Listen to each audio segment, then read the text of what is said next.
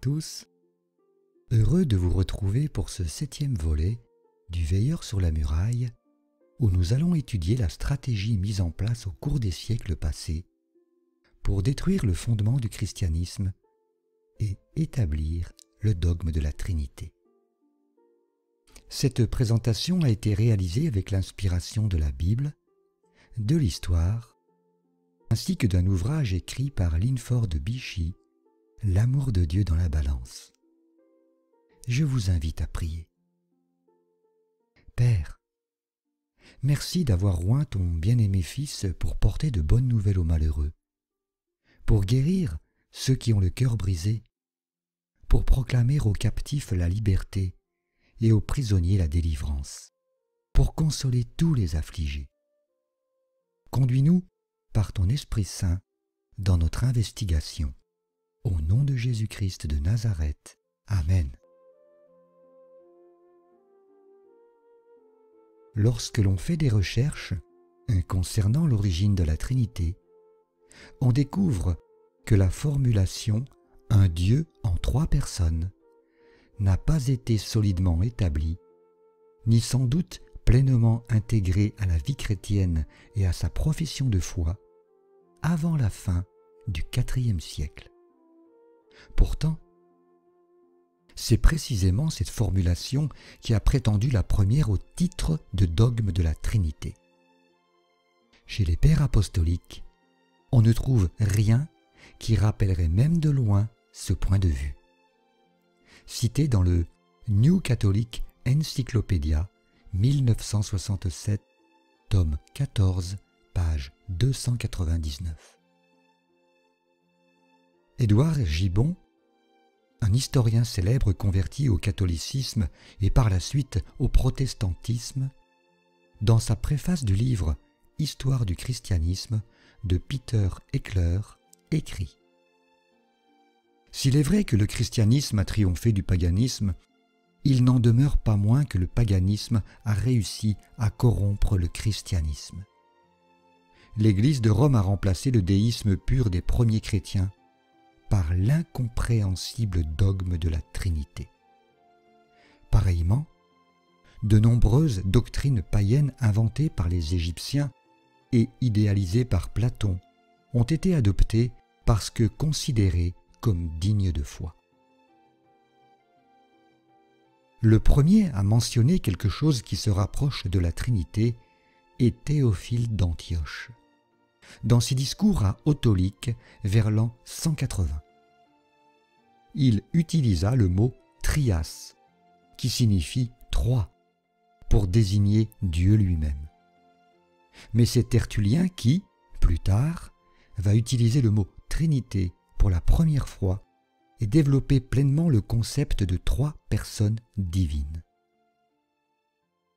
C'est cependant au IVe siècle, sous l'empereur romain Constantin, que le dogme de la Trinité fut fixé au concile de Nicée en 325 et de Constantinople en 381. Il faut savoir que Constantin était un adorateur de Mitra, divinité d'origine indo-iranienne. En déclarant le christianisme, catholique romain, religion de l'Empire, il a fait un syncrétisme des religions païennes et de la foi chrétienne. Et c'est ainsi que la chrétienté s'est retrouvée avec la fête de Noël, naissance de Mitra, le culte de la Vierge Marie et de l'Enfant, remplacement d'Isis et Horus, la papauté, souverain pontife romain, et enfin de la doctrine de la Trinité, divinité babylonienne. Son but était d'unifier son empire et il savait que la religion était l'un des meilleurs moyens pour le faire, car qui s'opposerait à Dieu ? En voyant le succès grandissant de la foi chrétienne, il a saisi l'occasion avec succès. Les chrétiens croyaient continuer à adorer le Dieu de la Bible, et les païens pouvaient retrouver tous les éléments de leur paganisme. Toutefois, pour une juste compréhension de l'origine de la Trinité, il nous faut remonter beaucoup plus loin dans le temps, à l'époque de la Genèse, en considérant les descendants des fils de Noé, Sem, Cham et Japheth, auxquels naquirent des enfants après le déluge. Lisons dans le livre de la Genèse au chapitre 10, les versets 8 à 10. Cush engendra aussi Nimrod. C'est lui qui commença à être puissant sur la terre. Il fut un vaillant chasseur devant l'Éternel, c'est pourquoi l'on dit, comme Nimrod, vaillant chasseur devant l'Éternel. Il régna d'abord sur Babel, Érec, Akkad et Calné, au pays de Shinéar. Lisons également Genèse chapitre 11, les versets 1 à 9. Toute la terre avait une seule langue et les mêmes mots.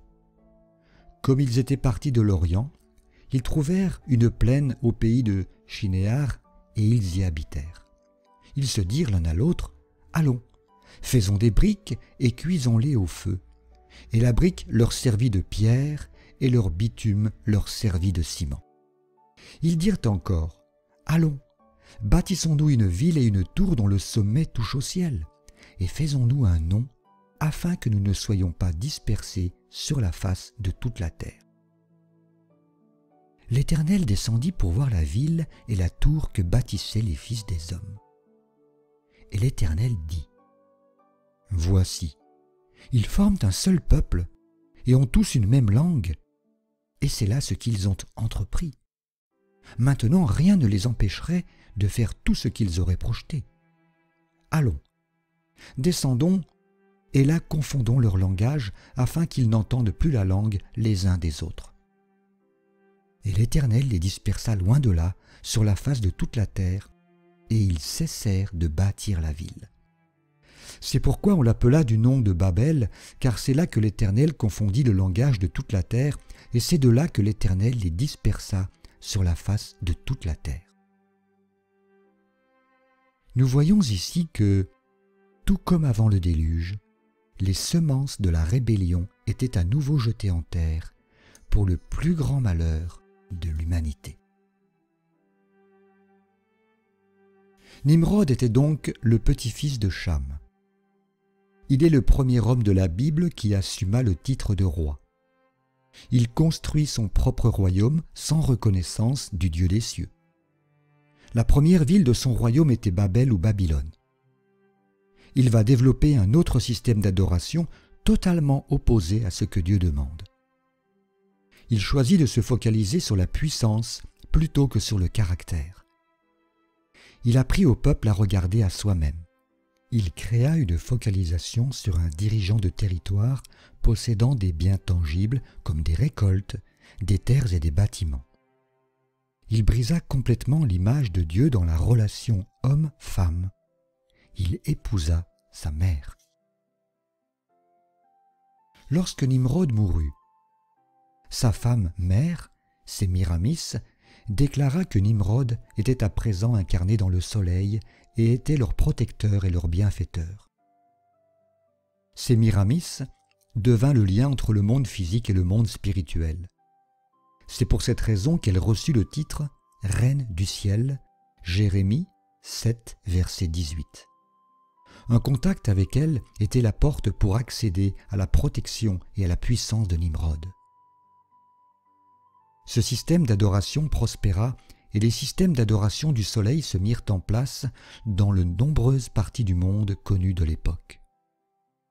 Le jour du soleil devint le jour important de la semaine pour l'adoration en opposition à la bénédiction spéciale de Dieu durant les heures du sabbat. Genèse 2, verset 3. Sémiramis eut un fils appelé Tammuz. Pour sauver la situation, elle déclara qu'il avait été conçu à travers un contact direct avec les rayons du soleil, Nimrod. Nimrod était à présent réincarné en Tammuz. Ce processus de réincarnation fut associé à la régénération du printemps et l'adoration de la nature. Une fête des pleurs pour Tammuz fut mise en place lorsque le printemps et l'été verdoyant étaient passés. Cette adoration était symbolisée par l'image d'une mère portant son fils.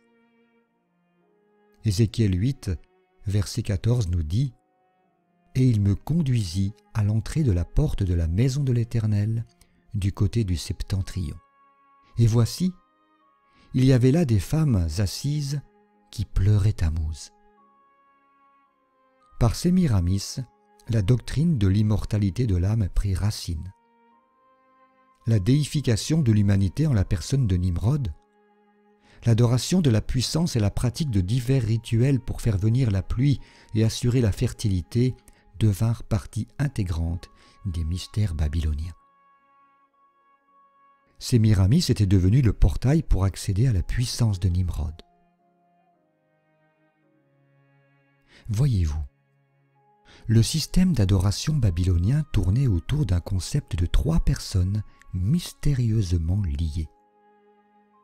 Comme Nimrod était le fils de Sémiramis, mais également son mari, puis s'était soi-disant réincarné en Tammuz, les identités mêmes des individus s'étaient fondues dans un mystérieux Dieu en 3 personnes.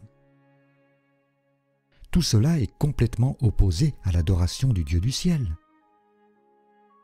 Ainsi, dans cette Babel où Dieu confondit le langage existant, nous découvrons l'immortalité de l'âme et l'adoration du soleil, à la mort de Nimrod qui s'incarne dans le soleil.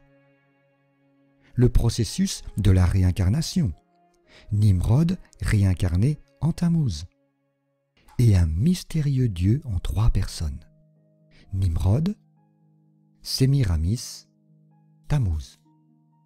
Oui, mystérieuse divinité en 3 personnes que l'on retrouvera dans presque toutes les civilisations. L'Égypte avec Osiris, Isis, Horus. La Chine avec Yanshi, Lingbao, Daodé. L'Inde avec Brahma, Vishnu, Shiva.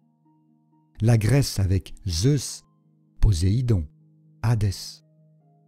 La triade précapitoline de Rome avec Jupiter, Mars, Quirinus, puis la triade capitoline de la Rome antique avec Jupiter, Junon, Minerve. Puis la chrétienté avec Dieu le Père, Dieu le Fils, Dieu le Saint-Esprit. Au IVe siècle, sous l'empereur romain Constantin, avec la naissance d'une nouvelle civilisation, l'Occident, et l'établissement du dogme de la Trinité au concile de Nicée en 325 et de Constantinople en 381. Ainsi, les 4 principaux enseignements du christianisme au sujet de Dieu sont la doctrine de la Trinité, le modalisme, l'unitarisme et le tritéisme. La Trinité traditionnelle enseigne qu'il y a un seul être appelé Dieu, et que cet être est formé de 3 personnes. On dit que chaque personne est distincte et consciente, et qu'elles ont toutes les 3 le même âge. Il n'est rien qui ne soit avant ou après, et qu'elles ont toutes le même pouvoir, semblablement égal. Toutefois, la définition va bien plus loin, car selon la Trinité traditionnelle, les 3 personnes ne sont pas des personnes telles que nous le comprenons généralement. Nous pensons généralement qu'une personne est un être individuel. Mais les adeptes de la Trinité traditionnelle n'ont pas la même définition du mot « personne ». Ceux qui défendent cette doctrine disent que le mot « personne » n'est pas approprié, car aucune idée donnée par le mot « personne » n'exprime ce que l'on veut dire en l'appliquant à Dieu. Cela explique pourquoi la plupart des théologiens préfèrent le mot « hypostase » à celui de « personne ». Vu que ce concept théologique se réfère spécifiquement à une personne à mi-chemin entre la personnalité et l'être individuel, ce concept est expliqué de la sorte. La doctrine d'une existence dans la substance de la divinité fait apparaître une sorte d'existence qui est si anormale et unique que les analogies formulées ne peuvent pas aider l'esprit humain à les comprendre. L'hypostase est une existence réelle. une forme solide d'existence et pas seulement une émanation, une énergie ou une manifestation, mais c'est un intermédiaire entre la substance et les attributs. Il n'est pas identique avec la substance, car il n'y a pas trois substances ou êtres. Il n'est pas identique avec les attributs, car les trois personnes ont chacune également tous les attributs divins. Ainsi, l'esprit humain est appelé à saisir la notion d'une forme d'existence qui est unique et qu'aucune analogie ou comparaison habituelle ne peut illustrer. Dr. Schild, L'histoire de la doctrine chrétienne, volume 1, page 365. Cette étrange conception de Dieu est si difficile à comprendre qu'Athanase ne la comprit jamais. Il fut l'un des prédicateurs les plus assidus de la Trinité, et il a candidement avoué que chaque fois qu'il se donnait de la peine pour comprendre la divinité du Logos, ses efforts laborieux et inefficaces n'aboutissaient à rien, que plus il y pensait, moins il comprenait, plus il écrivait, moins il arrivait à exprimer ses pensées. Gibbon, Le déclin et la chute de l'Empire romain, volume 2, chapitre 21, page 223. Une autre personne ayant fortement influencé la formulation de la doctrine de la Trinité fut Augustin. Il fut l'écrivain de l'Église le plus influent dans la formulation de la doctrine de la Trinité et est très respecté par les trinitaires. Philippe Schaff écrivit de lui: « De tous les pères, Augustin rendit le plus grand service à ce dogme de la Trinité. » Augustin lui-même ne réussit pas à définir la Trinité. Il dit: « Si on nous demande de définir la Trinité, on ne peut que dire ce qu'elle n'est pas. » Augustin, Histoire de l'Église chrétienne, Philippe Schaff, volume 3, pages 672 et 684. Athanase et Augustin, qui eurent la plus grande influence dans la formulation de la doctrine de la Trinité, ont reconnu qu'ils ne l'ont pas comprise et qu'ils sont incapables de la définir. Le modalisme, quant à lui, représente l'idée selon laquelle il y a un seul Dieu qui se manifeste en trois formes différentes et à des époques différentes, de sorte que le Père, le Fils et le Saint-Esprit ne sont pas trois personnes, mais trois manifestations de la même personne individuelle. Certains des adeptes du modalisme affirment qu'il y a trois personnes en Dieu, mais leur compréhension du mot « personne » est personnalité, caractéristique, émanation ou manifestation plutôt que être ou hypostase.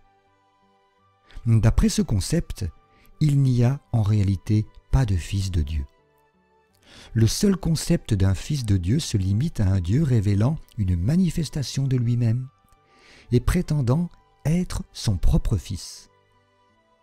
Cette doctrine ne parvient pas à présenter l'amour de Dieu qui se manifeste envers les pécheurs par le don de son Fils unique. En plus de nier sa qualité de Fils, elle réduit la mort du Christ à celle d'un homme. Car si le Christ était seulement une manifestation de Dieu, il ne pourrait pas mourir, étant donné que Dieu ne peut pas mourir. 1 Timothée 6, verset 16. Avec ce concept, le croyant est abandonné à l'idée que Dieu a tant aimé le monde qu'il est venu sur la terre, prétendant être son propre Fils et faisant semblant de mourir pour montrer son grand amour. On ne s'étonne plus de voir le manque d'amour profond pour Dieu dans ce monde, alors que le pouvoir régénérateur de l'amour de Dieu, le cœur de l'Évangile, est ravi au peuple. L'unitarisme ressemble au modalisme, car il enseigne que Dieu est une personne individuelle. Il diffère de ce dernier du fait qu'il ne présente pas un Dieu se manifestant sur plusieurs modes. L'illustration du modalisme peut également être appliquée à l'unitarisme, à l'exception près de l'affirmation qu'il y a 3 personnalités consécutives, car les unitaires prétendent que Dieu a une seule personnalité. La doctrine unitarienne soutient que Jésus fut plutôt un prophète ayant le don du Saint-Esprit de Dieu qu'un être divin. Le trithéisme est le concept selon lequel le seul Dieu de la Bible est vraiment formé de 3 personnes distinctes qui sont un, seulement parce qu'elles ont les mêmes buts et les mêmes plans et qu'elles travaillent ensemble. D'après ce concept, Dieu n'est pas un individu, mais plutôt un groupe de 3 personnes ou un comité. Avec ce concept du trithéisme, l'idée d'un Fils réel de Dieu est exclue, car tout ce qui peut exister, c'est un être divin qui joue un rôle ou qui prétend être le Fils d'un autre être divin. Le trithéisme, tout comme le modalisme, nie la mort du Christ, car, selon cette doctrine, tous les 3 êtres divins sont identiques et aucun d'entre eux ne peut mourir ou être séparé de l'autre. Le croyant a une compréhension froide de l'amour de Dieu et pense que Dieu, le comité des 3, a tant aimé le monde qu'il a envoyé l'un des 3 êtres pour prétendre être le fils de l'un des 2 autres êtres et feindre de mourir pour montrer l'amour de tous les 3. Cette doctrine ne peut révéler le grand amour de Dieu qui donna son Fils unique pour nos péchés et n'offre rien de plus qu'un sacrifice humain pour le péché. Alors que l'on considère ces 4 conceptions de Dieu, on découvre que le modalisme, l'unitarisme et le trithéisme soutiennent que le mot « personne » signifie un être, tandis que la Trinité traditionnelle s'oppose à cette définition, affirmant que les 3 personnes de la Trinité sont des formes mystérieuses d'existence qu'on ne peut pas définir et qu'on appelle hypostase. La doctrine trinitaire affirme que le Père, le Fils et le Saint-Esprit sont le même être formé de 3 personnes. Le modalisme dit que le Père, le Fils et le Saint-Esprit sont une seule et même personne. La doctrine unitarienne affirme qu'il n'y a qu'une seule personne divine, Dieu le Père. Et le trithéisme soutient l'idée que le Père, le Fils et le Saint-Esprit sont 3 êtres séparés. En résumé, nous avons démontré que l'idée d'un Dieu en 3 personnes n'est pas biblique, quelle que soit la théorie qui essaie d'harmoniser ces idées contradictoires. Le trinitarisme traditionnel, le modalisme, l'unitarisme et le trithéisme sont des théories dangereuses car elles nient les vérités bibliques selon lesquelles le Christ est vraiment le Fils de Dieu et est vraiment mort pour nos péchés. La théorie catholique de l'engendrement éternel du Fils est tout simplement une tentative d'accorder la vérité de la Bible selon laquelle le Christ est le seul Fils né de Dieu, avec la théorie fausse qu'il est du même âge que son Père. Cette idée n'est pas biblique et s'oppose à la raison. Elle nie Jésus-Christ dans sa qualité de Fils, tout comme le modalisme, l'unitarisme et le trithéisme. Jésus dit « La vérité vous affranchira » Jean 8, verset 32. C'est la vérité qui affranchit les hommes, et non pas le mensonge. Je vous invite à prier. Père, merci de nous avoir conduits dans les coulisses de l'histoire afin d'extraire des décombres la pure vérité enfouie depuis des siècles par la philosophie et par une vaine tromperie édifiée sur la tradition des hommes, sur les rudiments du monde et non sur Christ, le rocher des siècles. Garde-nous sur la plateforme de ta vérité et rends-nous par ton Fils Jésus inébranlable et irrépréhensible jusqu'à son proche retour en gloire sur la nuée des cieux. En son nom béni, nous t'avons prié. Amen.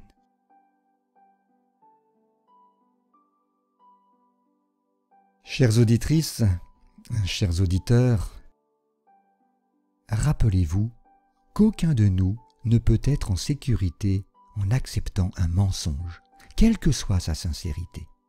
L'apôtre Paul a écrit que ceux qui croient au mensonge seront condamnés. Condamnés tous ceux qui n'ont pas cru à la vérité et qui ont pris plaisir à l'injustice. 2 Thessaloniciens 2, versets 11 et 12. Souvenez-vous également que la majorité a rarement raison en ce qui concerne la religion. Jésus dit « Car large est la porte, spacieux est le chemin qui mène à la perdition, et il y en a beaucoup qui entrent par là. Mais étroite est la porte, resserré le chemin qui mène à la vie, et il y en a peu qui les trouvent. » Matthieu 7, versets 13 et 14. Les conciles et les credos humains, si souvent appréciés des chrétiens, ne sont pas des références en ce qui concerne la vérité. Il n'est qu'une seule référence en laquelle on peut se fier, la parole de Dieu. On ne doit pas avoir confiance dans les hommes pour comprendre la vérité, car Dieu a dit « Ceux qui conduisent ce peuple l'égarent, et ceux qui se laissent conduire se perdent. » Ésaïe 9, verset 15. Je prie Dieu pour que tu acceptes entièrement la vérité de la Bible selon laquelle il n'y a qu'un seul Dieu, le Père, et un seul Seigneur, Jésus-Christ, qui est le seul Fils engendré de Dieu, qui est venu de Dieu avant que les collines soient, qui est mort pour nos péchés selon les Écritures. Je prie également pour que tu acceptes la vérité au sujet du Saint-Esprit, le Saint-Esprit de Dieu qui est venu du Père et qui nous est envoyé par Jésus-Christ. Tite 3, versets 5 et 6. Si tu crois ces vérités, tu seras simplement un chrétien qui se fonde sur la Bible, même si les autres te traitent d'arien, de semi-arien ou même d'hérétique. Peu importe ce que diront les autres, accroche-toi à la vérité de la parole de Dieu.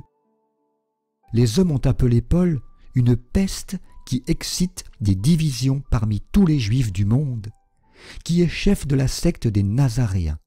Acte 24, verset 5. Mais il a dit « Je sers le Dieu de mes pères selon la voie qu'ils appellent une secte. » Acte 24, verset 14. Ne permets pas que les paroles des hommes t'empêchent d'adorer Dieu en esprit et en vérité, car tels sont les adorateurs que le Père demande. Jean 4, verset 23. Gardez la foi, la vraie foi. Combattez pour la foi qui a été transmise aux saints une fois pour toutes. Jude 1, verset 3. Je vous souhaite de rester bien éveillés sur la muraille de la vérité. Que Dieu prenne soin de vous. Au revoir.